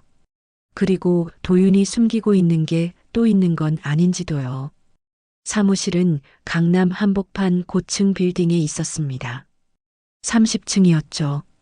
엘리베이터에서 내리자 깔끔한 로비가 보였어요. 벽에는 도윤 인베스트먼트라는 금색 로고가 빛나고 있었습니다. 지우 씨, 이쪽으로 오세요. 도윤이 직접 나와서 저를 맞이했습니다. 정장 차림이었어요. 카페에서 보던 모습과는 완전히 달랐죠. 이 사람의 진짜 모습이 뭔지 알 수가 없었습니다. 그의 사무실은 넓고 조용했습니다. 통유리창 너머로 서울 야경이 펼쳐져 있었어요. 책상 위에는 서류들이 정리되어 있었고 벽면에는 각종 상장들이 걸려 있었죠. 앉으세요. 차 드릴까요? 괜찮아요. 저는 곧바로 본론으로 들어갔습니다. 도윤 씨, 외삼촌을 만났어요. 도윤의 표정이 굳었습니다. 최병철 씨를요? 알고 계셨네요. 외삼촌에 대해서도 조사했습니다. 윤희정 선생님의 가족이니까요. 도윤이 침착하게 대답했습니다. 하지만 제 속은 침착하지 않았어요. 외삼촌이 말씀하시길 어머니 아들은 죽었대요. 1999년 간판 사고로 현장에서 사망했다고요. 도윤은 아무 말도 하지 않았습니다. 그저 저를 바라볼 뿐이었죠. 사실이에요? 아니면 외삼촌이 거짓말하는 거예요? 앉으세요, 지우 씨. 제대로 설명해 드리겠습니다. 도윤이 소파를 가리켰습니다. 저는 마지못해 앉았어요. 그도 제 맞은편에 앉았죠. 최병철 씨가 말씀하신 사고는 사실입니다. 1999년 3월 15일 밤 폭우가 쏟아지던 날이었죠. 마포구 한 건물 앞에서 간판이 떨어졌고 한 여자와 아기가 사고를 당했습니다. 제 심장이 두근거렸습니다. 하지만 죽은 건 아기가 아니었습니다. 뭐라고요? 죽은 건 그 여자였습니다. 윤희정 선생님이 아닌 다른 여자였어요. 저는 숨이 막혔습니다. 무슨 말인지 이해가 안 됐어요. 도윤 씨, 천천히 설명해 주세요. 대체 무슨 일이 있었던 거예요? 도윤이 창밖을 바라봤습니다. 그리고 천천히 입을 열었어요. 저는 그날 그 현장에 있었습니다. 뭐라고요? 우연이었습니다. 저는 강병수 할아버지 댁으로 가던 길이었어요. 비가 너무 쏟아져서 어느 건물 처마 밑에서 비를 피하고 있었죠. 그때 맞은편에서 한 여자가 아기를 안고 오는 게 보였습니다. 도윤의 목소리가 떨렸습니다. 윤희정 선생님이었어요. 저를 발견하시고 놀라셨죠. 뭐라고 말씀하시려는 순간 갑자기 굉음이 들렸습니다. 간판이 떨어지는 소리였어요. 그래서요? 선생님이 제게 달려오셨어요. 저를 밀쳤죠. 간판이 떨어지는 자리에서요. 덕분에 저는 살았습니다. 하지만 도윤이 고개를 숙였습니다. 간판은 선생님 바로 옆을 지나 뒷사람을 쳤어요. 그 사람도 아기를 안고 있었습니다. 젊은 여자였어요. 현장에서 즉사했죠. 저는 소름이 돋았습니다. 그럼 죽은 건 다른 사람이었습니다. 윤희정 선생님은 무사했어요. 저도 선생님 품의 아기도요. 그런데 왜 외삼촌은 어머니 아들이 죽었다고? 그게 문제입니다. 도윤이 저를 똑바로 쳐다봤습니다. 사고 직후 한 남자가 나타났어요. 선생님을 보더니 놀라는 표정을 지었죠. 그리고 선생님을 끌고 어디론가 사라졌습니다. 아기까지 데리고요. 그 남자가 누군데요? 최병철 씨였습니다. 지우 씨 외삼촌이요. 제 머릿속이 복잡해졌습니다. 외삼촌이 어머니를 데리고 갔다고요. 왜요? 무슨 일이었던 걸까요? 저는 겁이 났습니다. 10살짜리 아이였으니까요. 그래서 도망쳤어요. 집으로 갔죠. 하지만 그날 밤 잠을 잘 수 없었습니다. 윤희정 선생님이 걱정되었거든요. 도윤이 일어나서 서랍에서 오래된 노트를 꺼냈습니다. 다음 날 아침 뉴스를 봤습니다. 간판 사고로 한 여자가 사망했다고 나왔어요. 이름은 공개되지 않았지만 영아유기 혐의로 조사 중이던 미혼모라고 했죠. 그게 어머니라고 생각하셨군요. 아니요. 저는 알고 있었습니다. 죽은 건 다른 사람이라는 걸요. 하지만 뉴스는 거짓말을 하고 있었어요. 누군가 사실을 조작한 겁니다. 도윤이 노트를 펼쳤습니다. 신문 스크랩이 붙어 있었어요. 저는 윤희정 선생님을 찾으려고 했습니다. 하지만 찾을 수 없었어요. 완전히 사라지셨으니까요. 6년 동안요. 그래서 계속 찾으신 거예요? 네. 그분은 제 생명의 은인이에요. 저를 구하기 위해 자신을 위험에 빠뜨리셨죠. 그런데 그 후 사라지셨습니다. 저는 평생 죄책감에 시달렸어요. 도윤의 목소리에 절실함이 묻어났습니다. 그리고 2005년 선생님이 돌아오셨다는 걸 알았습니다. 하지만 이미 저는 대학생이었고 선생님을 찾아뵐 용기가 없었어요. 무슨 얼굴로 뵙겠습니까? 제 때문에 6년을 잃으셨는데요. 어머니가 6년 동안 어디 계셨는지 아세요? 도윤이 고개를 끄덕였습니다. 감옥이었습니다. 영아유기와 과실치사 혐의로요. 하지만 어머니는 아무도 죽이지 않았잖아요. 죽은 건 다른 사람이라고 하셨잖아요. 그게 제가 이해하지 못하는 부분입니다. 왜 윤희정 선생님이 누명을 쓰셨는지, 왜 최병철 씨가 사실을 은폐했는지요. 도윤이 저를 보았습니다. 지우 씨, 외삼촌께 물어보세요. 그날 무슨 일이 있었는지, 왜 윤희정 선생님을 데리고 갔는지, 왜 거짓말을 했는지요. 저는 고개를 끄덕였습니다. 하지만 두려웠어요. 외삼촌은 평생 저를 돌봐주신 분이에요. 그런데 만약 그분이 정말로 뭔가를 숨기고 있다면요. 저를 속이고 있었다면요. 그런데 아기는요? 어머니 아들은 어디 갔어요? 그날 밤 저는 한 가지를 더 목격했습니다. 도윤이 다른 서류를 꺼냈습니다. 최병철 씨가 선생님을 데리고 떠난 후 다른 사람이 나타났어요. 한 노인이었죠. 그분이 죽은 여자 옆에 있던 아기를 발견했습니다. 살아있는 아기를요. 그 노인이 강병수 할아버지? 네. 할아버지는 아기를 안고 경찰에 신고했습니다. 그리고 그 아기가 고아원으로 보내졌죠. 하지만 이상한 점이 있었어요. 뭔데요? 아기 옆에 사진과 편지가 있었다는 겁니다. 윤희정 선생님의 사진과 필적이었어요. 마치 선생님이 그 아기를 버린 것처럼 꾸며진 거죠. 저는 숨이 막혔습니다. 누군가 조작한 거예요. 어머니가 아기를 버렸다고요. 누가 그랬을까요? 그걸 알아내야 합니다. 그리고 제 추측으로는 도윤이 잠시 망설였습니다. 최병철 씨가 연루되어 있을 가능성이 높습니다. 외삼촌이요? 네. 그분만이 그날 밤 현장에 있었고 윤희정 선생님을 데리고 갔으니까요. 그리고 이후 선생님이 감옥에 가게 된 것도 그분의 증언 때문이었습니다. 도윤이 또 다른 서류를 보여줬습니다. 재판 기록이었어요. 최병철 씨는 법정에서 증언했습니다. 누나인 윤희정이 아기를 버리려 했고 그 과정에서 사고가 났다고요. 자신이 말렸지만 듣지 않았다고 했죠. 제 손이 떨렸습니다. 외삼촌이 어머니를 감옥으로 보낸 거예요. 왜요? 왜 그러신 걸까요? 하지만 이해가 안 돼요. 외삼촌은 어머니를 사랑하셨어요. 절대 그런 일을 하실 분이 아니에요.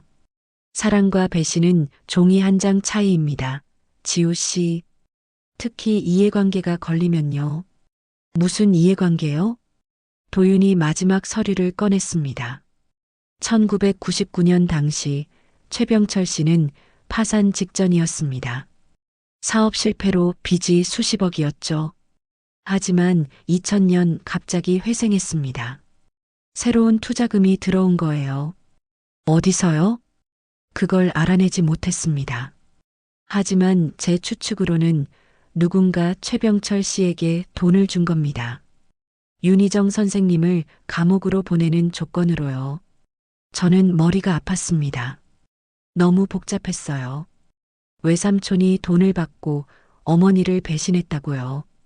믿고 싶지 않았습니다. 증거가 있나요? 아직은 추측입니다. 하지만 곧 알아낼 수 있을 겁니다. 입양 기록을 받으면요. 입양 기록이 어떻게 도움이 돼요? 그 아기를 입양한 사람이 누군지 알면 모든 퍼즐이 맞춰질 겁니다. 누가 왜 이 모든 일을 꾸몄는지요. 도윤이 제 손을 잡았습니다. 지우 씨, 제가 약속합니다. 진실을 반드시 밝혀내겠습니다. 윤희정 선생님의 억울함을 풀어드리겠습니다. 그의 손이 따뜻했습니다. 저는 고개를 끄덕였어요. 이제 돌이킬 수 없었습니다. 진실을 알아야 했어요. 어머니를 위해서라도요. 사무실을 나오는 길에 도윤이 물었습니다. 지우 씨, 혹시 어머니께서 평소에 이상한 전화를 받으신 적 없으세요? 협박 같은 거요. 저는 멈춰섰습니다. 갑자기 기억이 났거든요. 있었어요. 돌아가시기 한 달 전쯤이요. 어머니가 전화를 받으시더니 얼굴이 새하얗게 변하셨어요. 나한테 왜 그러느냐고 소리치시더니 전화를 끊으셨죠. 누구였는지 아세요? 모르겠어요. 어머니가 말씀 안 하셨거든요. 하지만 저는 잠시 생각했습니다. 그날 이후로 어머니가 이상해지셨어요. 계속 불안해하셨죠. 그리고 한 달 후 뇌졸중으로 쓰러지셨어요. 도윤의 표정이 어두워졌습니다. 누군가 윤희정 선생님을 계속 감시하고 있었던 겁니다. 그리고 협박했던 거죠. 왜요? 어머니가 뭘 알고 계셨길래요? 그게 핵심입니다. 윤희정 선생님은 26년 전 그날 밤의 진실을 알고 있었어요. 누군가는 그 진실이 밝혀지는 걸 원하지 않았던 겁니다. 엘리베이터 문이 열렸습니다. 저는 안으로 들어갔어요. 도윤이 말했습니다. 조심하세요, 지우 씨. 우리가 진실에 가까워질수록 위험해질 겁니다. 문이 닫히기 직전 저는 도윤에게 물었습니다. 도윤 씨는 왜 이렇게까지 하세요? 단순히 은인이라서요? 도윤이 슬프게 미소 지었습니다. 윤희정 선생님은 제게 말씀하셨어요. 도윤아, 내가 살아있다는 것만으로도 누군가에겐 희망이 될 수 있어라고요. 저는 그 말의 의미를 평생 찾고 있습니다. 엘리베이터 문이 닫혔습니다. 내려가는 동안 저는 계속 생각했어요. 어머니는 왜 그런 말씀을 하셨을까요? 그리고 외삼촌은 정말로 어머니를 배신한 걸까요? 집에 도착했을 때 문 앞에 편지 한 통이 놓여 있었습니다. 발신인 없이요. 불안한 마음으로 열어봤어요. 더 이상 파헤치지 마라. 내 어머니처럼 되고 싶지 않다면. 협박 편지를 받은 다음 날 저는 외삼촌을 만나러 갔습니다. 더 이상 미룰 수 없었어요. 진실을 알아야 했죠. 외삼촌은 성북구에 있는 낡은 사무실에서 일하고 계셨습니다. 한때는 큰 건설회사를 운영하셨지만 지금은 작은 인테리어 업체만 운영하고 계셨어요. 3층 건물의 2층이었죠. 계단을 올라가는 동안 가슴이 두근거렸습니다. 외삼촌은 평생 저를 돌봐주신 분이에요. 하지만 도윤의 말이 사실이라면 어머니를 배신한 사람이기도 했죠. 문을 열고 들어가자 외삼촌이 책상에 앉아 서류를 보고 계셨습니다. 저를 보시더니 놀란 표정을 지으셨어요. 지우야, 갑자기 웬일이니? 외삼촌, 이야기 좀 해요. 제 목소리가 떨렸습니다. 외삼촌은 제 표정을 보시더니 한숨을 쉬셨어요. 앉아라. 차 줄까? 괜찮아요. 저는 그냥 의자에 앉았습니다. 외삼촌도 마주 앉으셨죠. 침묵이 흘렀어요. 외삼촌, 1999년 3월 15일 밤에 무슨 일이 있었어요? 외삼촌의 얼굴이 굳었습니다. 누가 그러던? 강도윤 씨가 말해줬어요. 외삼촌이 어머니를 데리고 갔다고. 그리고 어머니가 감옥에 가게 된 것도 외삼촌 증언 때문이라고요. 그 사람이 외삼촌이 주먹을 쥐셨습니다. 손등에 핏줄이 튀어나왔어요. 지우야, 그 사람 말 믿지 마. 그 사람은 다 알지도 못하면서. 그럼 외삼촌이 말해주세요. 진짜 무슨 일이 있었는지요. 제 목소리가 커졌습니다. 외삼촌은 저를 바라보시다가 고개를 떨구셨어요. 말하고 싶지 않았는데 내가 알면 날 미워할 것 같아서. 이미 알고 있어요. 외삼촌이 어머니를 배신했다는 거요. 돈을 받고 어머니를 감옥으로 보냈다는 것도요. 뭐? 외삼촌이 벌떡 일어나셨습니다. 화난 표정이었어요. 그게 무슨 소리야? 내가 돈을 받았다고? 누나를 팔아먹었다고? 아니에요? 아니야. 절대 아니야. 외삼촌의 목소리가 떨렸습니다. 눈에 눈물이 고였어요. 나는 누나를 지키려고 했어. 그런데 지켜내지 못한 거야. 내 잘못이지. 외삼촌이 다시 앉으셨습니다. 그리고 얼굴을 손으로 감싸셨어요. 1998년 가을이었어. 누나가 갑자기 찾아왔지. 임신했다고 하더라. 아이 아버지는 도망갔고 혼자 키울 수 없다고 했어. 외삼촌의 목소리가 낮아졌습니다. 나는 도와주고 싶었어. 근데 그때 내 사정도 안 좋았거든. 사업이 망하기 직전이었어. 빚이 30억이었지. 30억이요? 그래. 아파트 분양 사기를 당한 거야. 내가 멍청했지. 잘못된 투자였어. 그래도 어떻게든 막아보려고 애썼는데. 외삼촌이 한숨을 쉬셨습니다. 그때 누나가 말했어. 자기가 도와주겠다고. 자기한테 방법이 있다고 했지. 무슨 방법이요? 모르겠어. 누나는 말 안 했어. 그냥 곧 돈이 들어올 거라고만 했지. 나는 이상하다고 생각했지만 절박했어. 그래서 그냥 믿었어. 외삼촌이 창밖을 바라봤습니다. 1999년 2월 정말로 돈이 들어왔어. 30억이 누나 통장으로. 누나는 그 돈을 내 빚 갚는데 다 써버렸지. 어디서 온 돈이에요? 모르겠어. 누나가 끝까지 말 안 했어. 그냥 괜찮아. 내가 알아서 할게라고만 했지. 외삼촌의 목소리가 떨렸습니다. 그리고 한 달 후 누나가 아이를 낳았어. 3월 초였지. 나는 병원에 갔었는데 누나가 이상했어. 계속 불안해했거든. 누군가를 두려워하는 것 같았어. 누구요? 모르겠어. 누나는 말 안 했어. 그러다가 3월 15일 밤 누나한테서 전화가 왔어. 울면서 살려달라고 하더라. 누가 쫓아온다고. 외삼촌이 눈물을 닦았습니다. 나는 미친 듯이 차를 몰고 갔어. 누나가 있다는 마포구 어느 골목으로. 근데 도착했을 때 간판 사고가 난 직후였어. 사람들이 소리 지르고 구급차 사이렌이 울리고. 어머니는요? 누나는 한쪽 구석에서 아이를 안고 떨고 있었어. 나를 보더니 도망가려고 하더라. 오빠는 모르는 척해. 제발이라고 하면서. 외삼촌이 고개를 저었습니다. 나는 누나를 붙잡았어. 무슨 일인지 말하라고 했지. 근데 누나가 계속 도망가려고 하는 거야. 우리는 몸싸움을 했어. 그러다가 외삼촌이 말을 멈췄습니다. 누나가 넘어졌어. 아이를 안은 채로. 나는 겁이 났어. 누나가 다칠까봐. 그래서 얼른 일으켜 세웠지. 근데 그때 한 남자가 다가왔어. 누구요? 모르는 사람이었어. 정장을 입고 있었지. 그 사람이 말했어. 최병철 씨죠?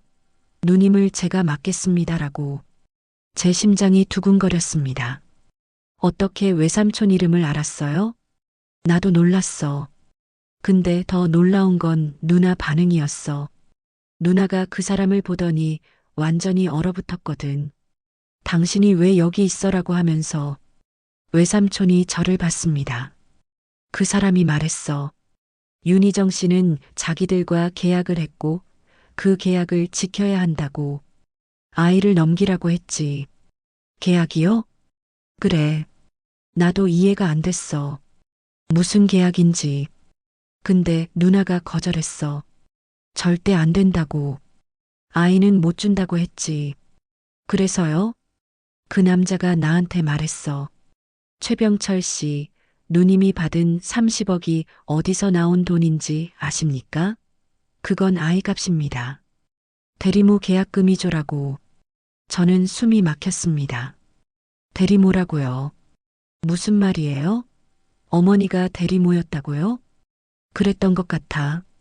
누나는 돈이 필요했고 누군가는 아이가 필요했던 거지. 그래서 계약을 한 거야. 근데 누나가 마음을 바꾼 거지. 아이를 키우고 싶어진 거야. 외삼촌이 한숨을 쉬었습니다. 그 남자가 협박했어. 아이를 안 주면 30억을 당장 갚으라고. 못 갚으면 사기죄로 고소하겠다고 했지. 나는 당황했어. 30억은 이미 내 빚 갚는데 다 썼으니까. 그래서 어떻게 하셨어요? 나는 누나한테 빌었어. 아이를 주라고. 우리가 살려면 어쩔 수 없다고. 30억을 어떻게 갚냐고. 외삼촌의 목소리가 떨렸습니다. 누나는 나를 보며 울었어. 오빠도 날 버리는 거야? 라고 하면서 나는 대답하지 못했어. 나도 살고 싶었으니까. 외삼촌이 눈물을 흘렸습니다. 결국 누나가 아이를 내려놨어. 그리고 그 남자한테 주더라. 대신 조건이 있어라고 하면서. 무슨 조건이요? 누나가 말했어. 내가 6년 동안 감옥에 갈게. 그 대신 이 아이가 좋은 집에 입양되게 해줘. 그리고 절대 누가 낳은 아이인지 밝히지 말라고. 저는 이해할 수 없었습니다. 왜 감옥에 가신 거예요? 속죄하려고 했던 것 같아. 아이를 팔아버린 것에 대한 벌을 스스로 받으려고. 그래서 그날 밤 사고를 이용한 거지. 자기가 영아유기를 하려다가 다른 사람이 죽게 됐다고 자백한 거야. 하지만 그건 거짓말이잖아요. 맞아. 거짓말이었어. 근데 그 남자가 모든 걸 조작했어. 증거를 만들었지. 나한테도 법정에서 누나에게 불리하게 증언하라고 했어. 안 그러면 30억 사기죄로 나를 고소하겠다고 협박했지. 외삼촌이 제 손을 잡았습니다. 나는 겁쟁이였어, 지우야. 누나를 지키지 못했어. 나 때문에 누나가 6년을 감옥에서 썩었어. 나는 평생 그 죄책감에 시달렸어. 외삼촌이 흐느꼈습니다. 저는 뭐라고 말해야 할지 몰랐어요. 외삼촌을 미워해야 할지 이해해야 할지요. 그 남자는 누구예요? 어머니랑 계약한 사람이요. 이름은 모르겠어. 근데 명함을 줬어. 여기 어딘가 있을 거야. 외삼촌이 책상 서랍을 뒤지셨습니다. 그리고 낡은 명함 한 장을 꺼내셨어요. 이거야. 저는 명함을 받아들었습니다. 글씨가 흐릿했지만 읽을 수 있었어요. 서진그룹 법무팀 차장 한민수. 서진그룹. 어디서 들어본 이름이었습니다. 대기업이었죠. 재계 10위권 안에 드는 큰 회사였어요. 외삼촌, 서진그룹이 왜 어머니랑 대리모 계약을 한 거예요? 모르겠어. 누나도 말 안 했어. 근데 아마 그 집 누군가가 아이가 필요했던 것 같아. 그래서 돈을 주고 산 거지. 저는 명함을 주머니에 넣었습니다. 이제 알 것 같았어요. 어머니의 아들은 서진그룹 누군가에게 입양된 거예요. 외삼촌, 한 가지만 더 물어볼게요. 어머니가 돌아가시기 전에 협박 전화 받으신 거 아세요? 외삼촌이 고개를 끄덕였습니다. 알아. 나한테도 왔었거든. 그 한민수란 사람한테서 뭐라고 하던가요? 입 닥치고 살라고. 과거 일을 절대 말하지 말라고. 안 그러면 지우 내까지 다치게 하겠다고 협박했어. 외삼촌의 목소리가 떨렸습니다. 나는 무서웠어. 너까지 잃을 수는 없었으니까. 그래서 누나한테도 말했지. 아무 말도 하지 말라고. 그랬더니 누나가 어떻게 하셨어요? 화를 냈어. 오빠는 또 나를 버리는 거야? 이번에는 지우까지 위험하게 만드는 거야? 라고. 나는 아무 말도 못했어. 그리고 한 달 후 누나가 쓰러졌지. 외삼촌이 고개를 숙였습니다. 나는 누나를 죽인 거나 마찬가지야. 2번이나 배신했으니까. 저는 외삼촌의 어깨에 손을 얹었습니다. 화가 났지만 동시에 이해도 됐어요. 외삼촌도 피해자였으니까요. 거대한 권력 앞에서 무력했던 평범한 사람이었죠. 외삼촌, 이제 그만하세요. 우리 어머니 아들을 찾아요. 그리고 진실을 밝혀요. 지우야, 위험해. 서진그룹은 거대한 조직이야. 우리 같은 사람들이 상대할 수 있는 게 아니야. 혼자가 아니에요. 강도윤 씨가 도와줄 거예요. 외삼촌이 제 손을 꽉 잡았습니다. 조심해라, 지우야. 내가 다치면 나는 정말로 살 수 없어. 저는 고개를 끄덕였습니다.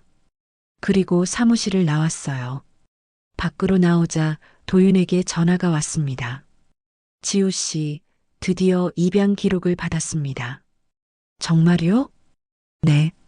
1999년 3월 20일 성심고아원에서 한 부부에게 입양됐습니다. 입양 부모 이름은 서진그룹 회장 서재혁과 그의 부인 이수진입니다. 제 머릿속이 하얘졌습니다. 서진그룹 회장이라고요. 그럼 제 오빠는 서진그룹 회장의 아들입니다. 현재 나이 26세. 이름은 서준호. 서진그룹 기획실장으로 일하고 있습니다. 도윤의 목소리가 떨렸습니다.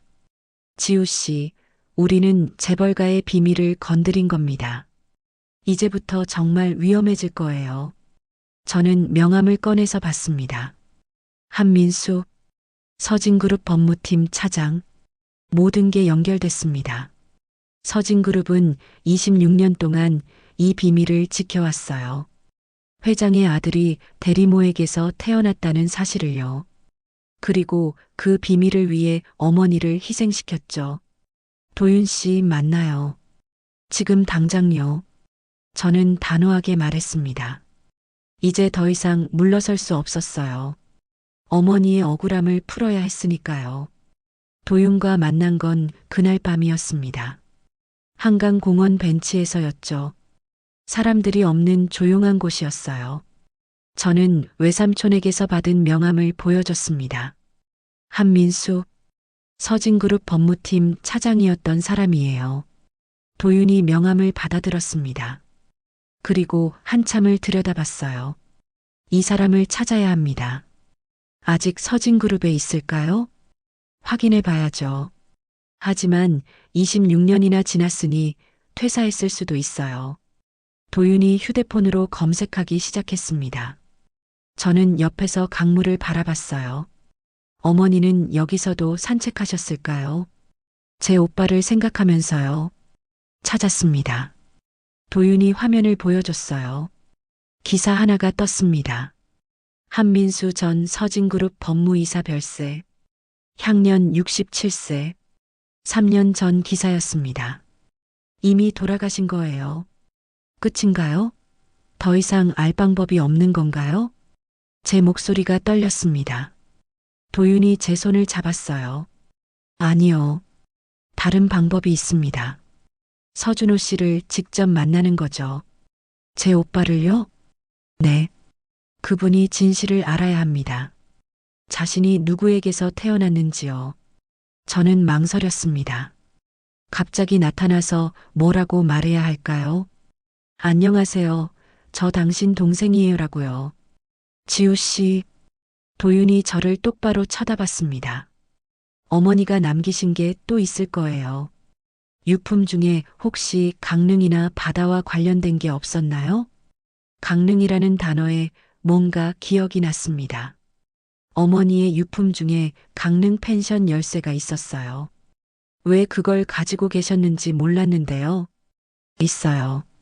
강릉 펜션 열쇠요. 어머니가 돌아가시기 몇 달 전에 다녀오셨던 것 같아요. 가봐야 합니다. 지금 당장요. 도윤이 일어났습니다. 저도 따라 일어났죠. 지금요? 밤인데요. 늦기 전에 가야 합니다. 서진그룹에서 우리 움직임을 눈치챘을 거예요. 입양 기록을 조회한 게 시스템에 남았을 테니까요. 도윤의 말에 등골이 서늘해졌습니다. 우리는 이미 감시받고 있는 건가요? 차는 제가 준비하겠습니다. 지우 씨는 집에서 짐 챙기세요. 최소한으로요. 그리고 휴대폰은 끄세요. 왜요? 위치 추적될 수 있으니까요. 저는 숨이 막혔습니다. 이게 현실인가 싶었어요. 마치 영화 속 장면 같았죠. 1시간 후 도윤의 차가 제 집 앞에 도착했습니다. 검은색 세단이었어요. 저는 작은 가방 하나만 들고 나갔습니다. 타세요. 도윤이 조수석 문을 열어줬습니다. 저는 올라탔어요. 차는 곧바로 출발했습니다. 강릉까지는 3시간이 걸렸습니다. 새벽 2시에 도착했죠. 펜션은 바닷가 근처에 있었어요. 작고 낡은 건물이었습니다. 파도 소리가 들렸어요.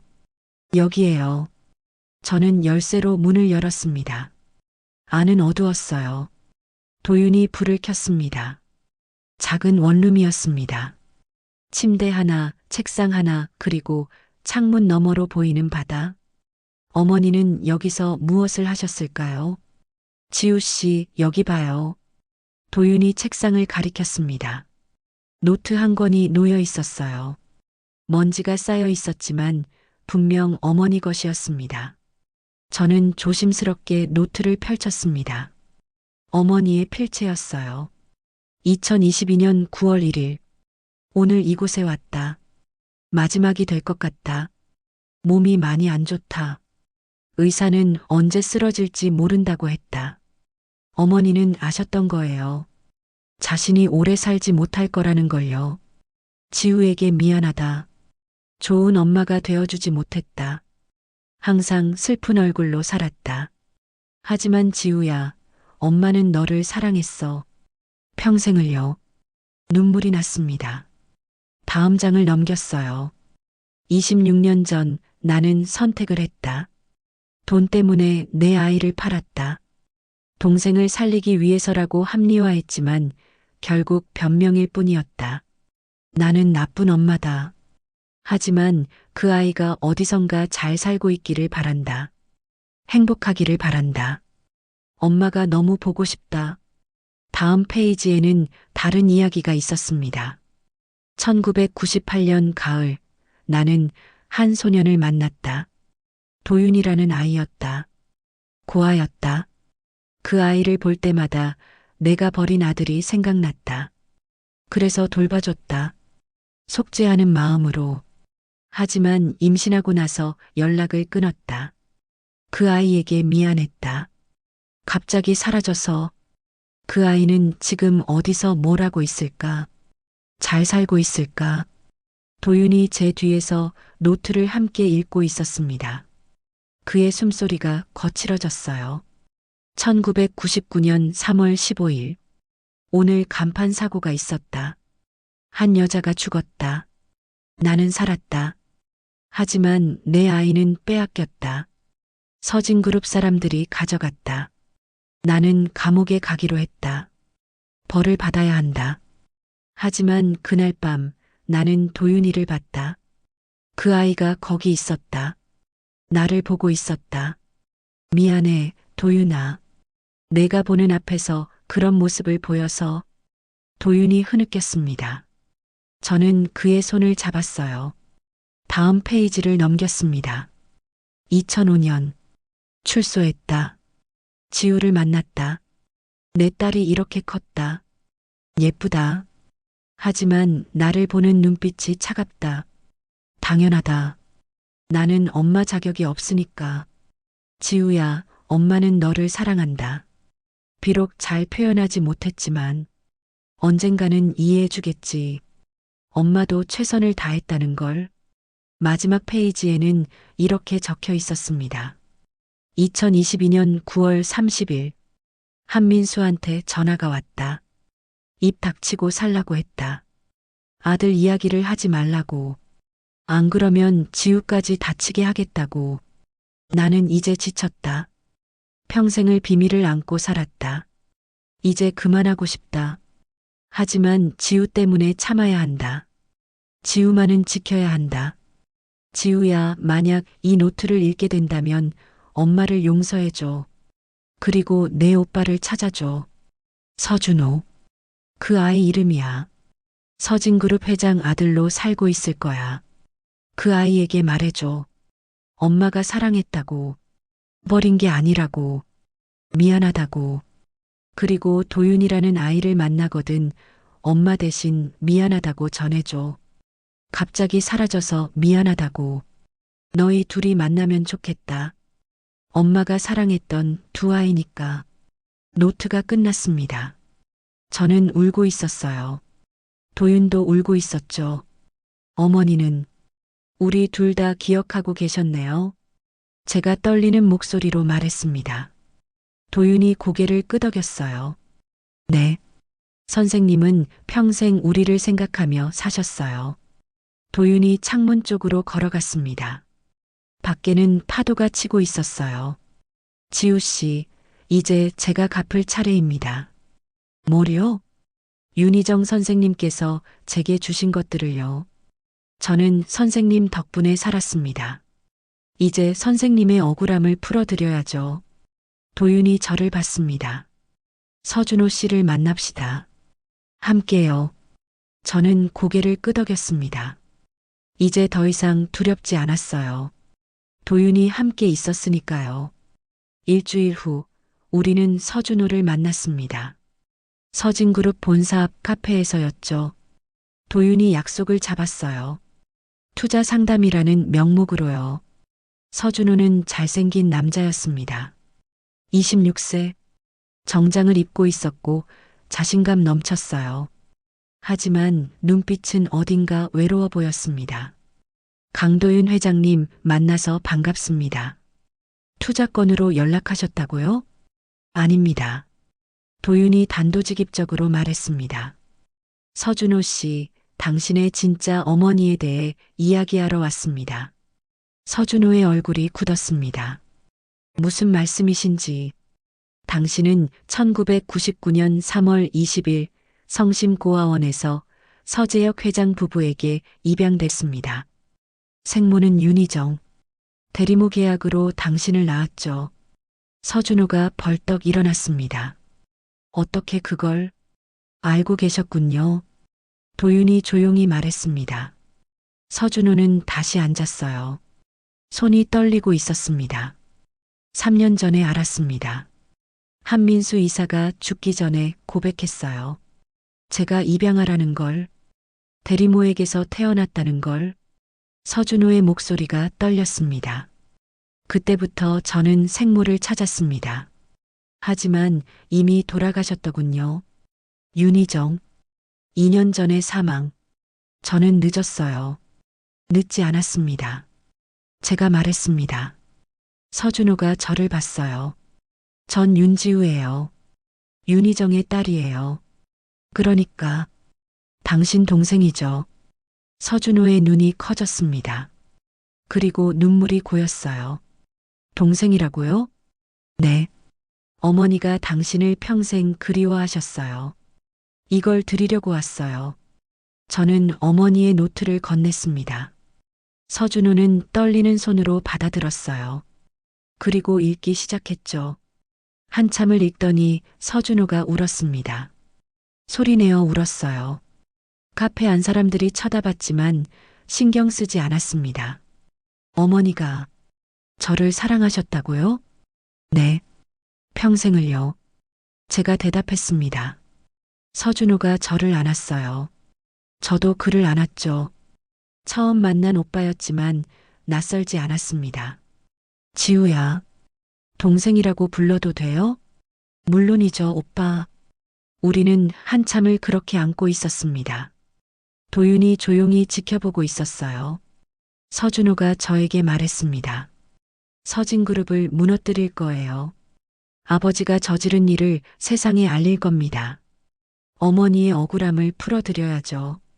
하지만 위험하지 않을까요? 상관없어요. 저는 그 집안 사람이 아니니까요. 진짜 저는 윤희정의 아들이에요. 서준호의 눈빛이 단호했습니다. 그로부터 한 달 후 서준호는 기자회견을 열었습니다. 자신이 대리모에게서 태어났다는 것, 서진그룹이 26년 동안 그 사실을 은폐했다는 것을 폭로했죠. 세상이 발칵 뒤집혔습니다. 서진그룹 주가는 폭락했고 회장은 구속됐어요. 서준호는 회사를 떠났습니다. 그리고 저희 북카페로 찾아왔어요. 지우야, 여기서 일 좀 할 수 있을까? 갈 데가 없어서. 오빠가 웃으며 말했습니다. 저는 반갑게 맞이했죠. 환영해요, 오빠. 도윤도 자주 카페에 왔습니다. 이제는 회장님 차림이 아니라 편한 옷차림으로요. 오빠와 도윤은 금방 친해졌어요. 어느 날 아침 카페 문을 열면서 저는 생각했습니다. 어머니가 이 모습을 보신다면 기뻐하실 것 같았어요. 당신이 사랑했던 세 사람이 함께 있는 모습을요. 엄마가 못다한 약속. 우리 셋이 지켜볼래요? 제가 오빠와 도윤에게 물었습니다. 둘 다 고개를 끄덕였어요. 좋아, 지우야. 그러죠. 우리는 함께 웃었습니다. 창밖으로 햇살이 들어왔어요. 마치 어머니가 우리를 축복하는 것 같았습니다. 그날 이후 북카페는 더 이상 외롭지 않았습니다. 오빠가 매일 출근했고 도윤도 주말마다 찾아왔어요. 우리는 어머니 이야기를 나누며 웃고 울었습니다. 어머니는 평생을 외롭게 사셨지만 결국 우리를 연결해 주셨어요. 비가 그치면 떠나야 할 사람이었던 어머니. 하지만 어머니의 사랑은 떠나지 않았습니다. 우리 마음속에 영원히 남아 있었죠. 그리고 저는 이제 알았습니다. 어머니가 마지막 순간 하신 말씀의 의미를요. 엄마는 최선을 다했어. 네, 어머니. 정말 최선을 다하셨어요. 우리 모두를 사랑하기 위해서요. 북카페 한쪽 벽에는 어머니 사진이 걸려 있습니다. 젊은 시절 광장에서 책을 팔던 모습이에요. 옆에는 어린 도윤이 서 있고요. 그 사진 아래 우리는 작은 문구를 붙여놨습니다. 비가 그치면 떠나야 할 사람에게 사랑합니다, 엄마. 여러분, 때론 진실이 아프기도 합니다. 하지만 그 아픔을 마주할 때 비로소 치유가 시작되는 것 같아요. 저는 엄마의 사랑을, 외삼촌의 후회를, 그리고 도윤의 그리움을 이해하게 됐습니다.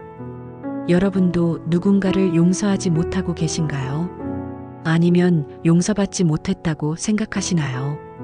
괜찮습니다. 천천히 시간을 두고 마주하세요. 언젠가는 치유될 거예요. 저처럼요. 긴 사연 끝까지 들어주셔서 감사합니다.